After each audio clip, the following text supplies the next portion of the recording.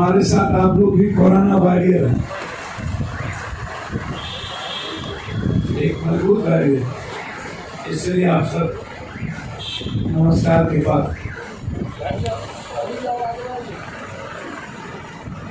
हमने 3 बार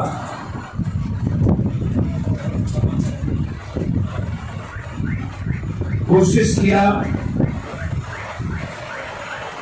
बिहार के हर गांव जाने का। 476 गांव,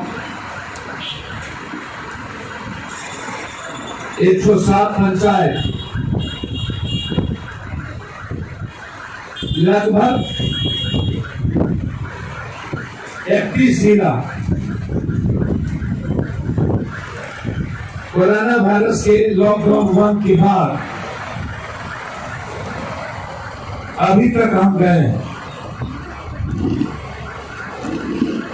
3 बार हमारा सर्वे भी हुआ, इंटरनल सर्वे और कुछ सोशल मीडिया और कुछ बड़ी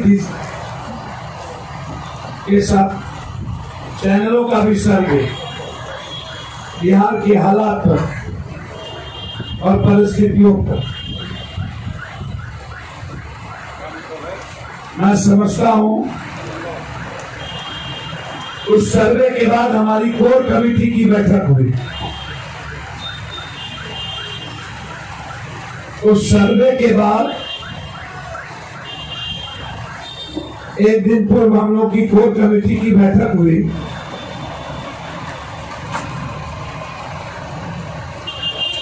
उसमें आया कि 4 सालों से 5 सालों से मजबूत प्रतिपक्ष के रूप में जन अधिकार पार्टी, और ये कल अंकेश तिवारी जी ने भी ट्वीट किया, इकोनॉमिक्स टाइम्स ने भी लिखा, most of the emerging personality in Bihar and party जन अधिकार, ये इकोनॉमिक्स टाइम्स ने लिखा। अंकेश तिवारी ने कल ट्वीट किया कि महागठबंधन यदि पप्पू यादव को उम्मीदवार बनाती है तो 100% बिहार जीतेंगे। कोर कमेटी ने निर्णय लिया है कि जो 30 साल लगातार जो पार्टी और खास तौर पर सुशासन लागू,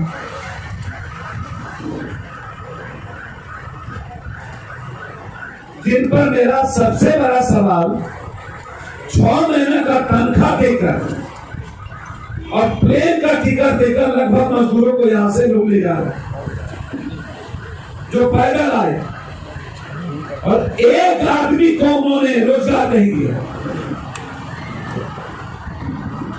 एक आदमी को। लगातार चुनाव का नंगा खेल खेलती रही है सरकार।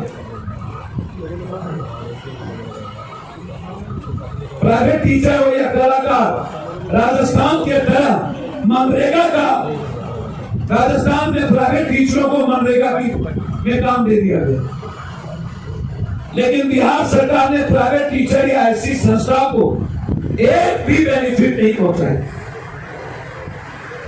इस सरकार के खिलाफ 100% आक्रोश है इस बिहार की जनता की भीतर। यह सरकार को बदलना चाहती है,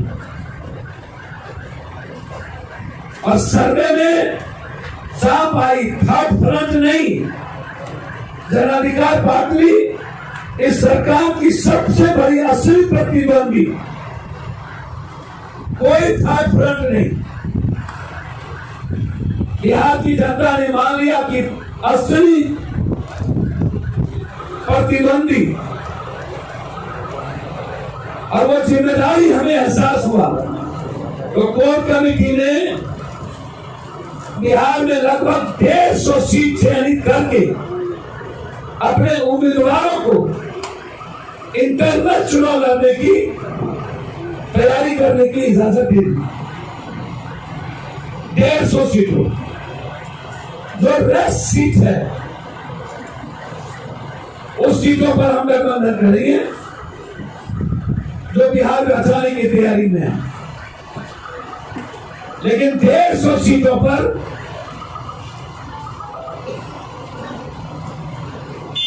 लगभग 40 लाख सदस्यता हमारी बनके आ गई। बूथ कमेटी लगभग 40 विधानसभा पर कंप्लीट हो गई। पटना जिले के सभी विधानसभा पर चुनाव लड़े। पटना जिले नगर महानगर खास तौर पर सभी पटना की जनता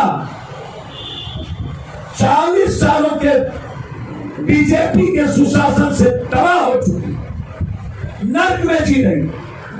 दोनों एमपी बीजेपी लगातार 30 सालों से नगर मंत्री वही लोग, मेयर वही लोग, नगर पालिका वही लोग। हमारी लड़ाई पटना के सभी सीटों पर बीजेपी और 15 साल पूर्व की सरकार से आर पार होगी। कंप्लीट आर पार, कंप्लीट, और कोई कंप्रोमाइज इस सीट पर नहीं होगा। पटना के सीटों पर पटना को हम नंबर 1 देश का, एशिया का नंबर 1 पटना देके बनाएंगे। दुनिया देखने आएगी पटना। और 3 साल के अंदर 30 साल बनाम 3 साल, 30 साल बनाम 3 साल, और नीतीश कुमार जी को 5 साल के सुशासन के लिए चुनौती देंगे। गांधी मैदान में श्वेत पत्र जारी करे और जनता के बीच में चुनौती करूं। 15 साल बनाम 15 साल नहीं, इस 15 साल का 5 साल की चुनौती नीतीश कुमार। अपराध पे, बलात्कार पे, रेपिस्ट बिहार बनाने पे, मर्डर बिहार बनाने। अंत में 2 सवाल। जन अधिकार पार्टी 80% यूथ को देगी और किसी अपराधी माफियाओं को टिकट नहीं देगी। सत्ता पक्ष विपक्ष अपराधी माफियाओं के बदौलत सत्ता में जाना चाहती और हम जनता के बदौलत रहना चाहते। बिहार को दोनों 56, 76 और 47 से बर्बाद करना चाहते। इसीलिए जन अधिकार पार्टी 80 से 85% 45 साल के उम्र से नीचे लोगों को टिकट, और 15% 45 से 60 के बीच के लोगों को। कोई कंप्रोमाइज नहीं। अंत में बीजेपी और जदयू से मेरा एक सवाल, 15 साल मिला, अब बकस दीजिए बिहार को, और 15 साल पहले एक सत्ता को मिला। आप भी कृपा करिए बिहार, और ये तीनों पार्टी से बिहार के लड़के जानना चाहते हैं कि जदयू, बीजेपी और आरजेडी आईटी के नीट एग्जाम पर चुप क्यों?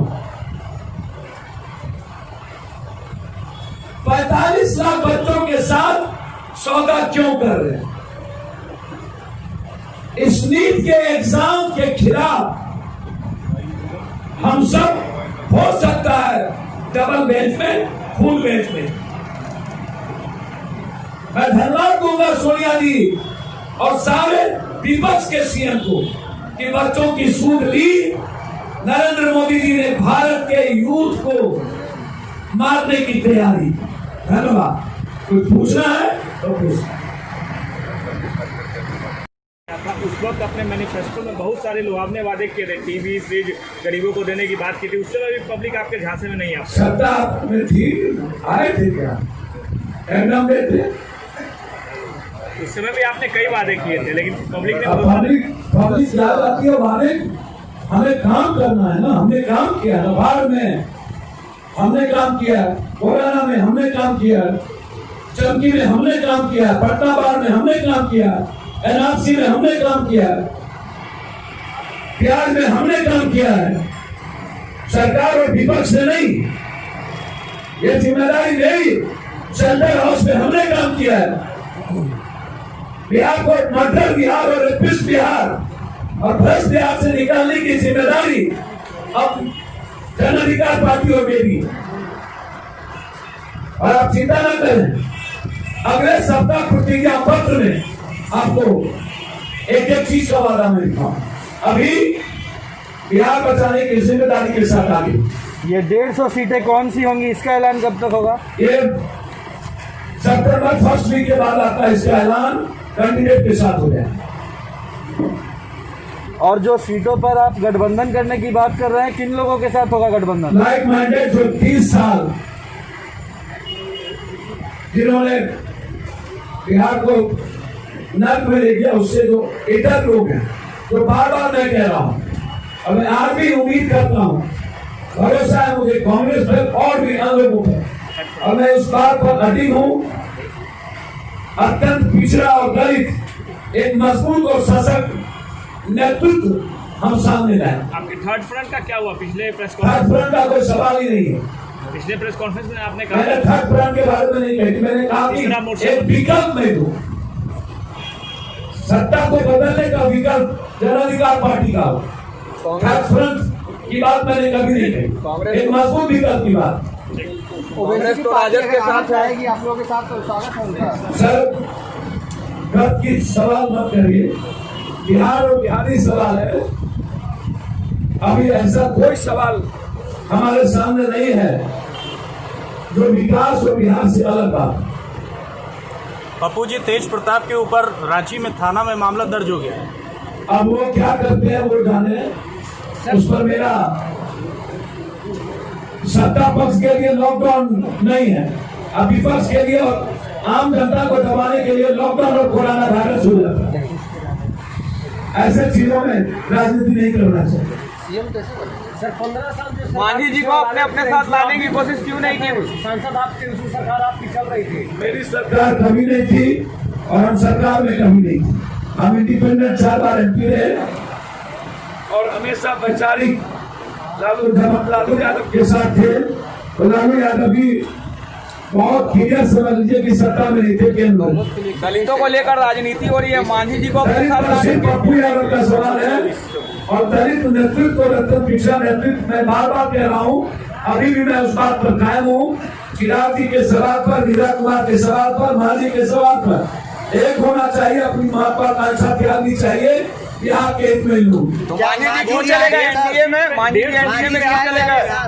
अब कौन जाएंगे क्या जाएंगे वो उनसे पूछिए। शंभू पर उनको याद नहीं, अभी नहीं गए, हम अंतिम प्रयास करेंगे। तो सीएम बनने का रास्ता आपका निकलेगा कैसा? 150 सीटों पर चुनाव लड़ रहे हैं, 124 पे बहुमत है, तो आपको क्या लग रहा है आप सभी सीटों पर जीत जाएंगे? 124 ला पाएंगे आप? भैया, इसमें CM बनने का सपना मैंने कभी देखा नहीं और आपको कहा नहीं।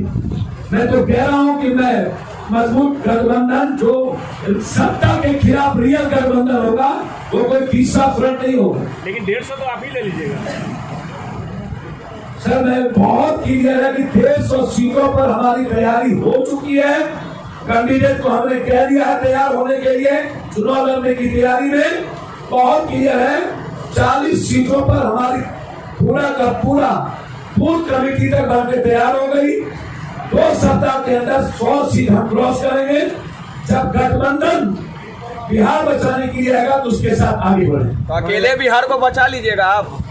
सर, बिहार की जनता के द्वारा बचाएंगे, चिंता मत करिए। महिलाओं के लिए कितनी सीटें आपने रखी है सर? निश्चित रूप से 30%।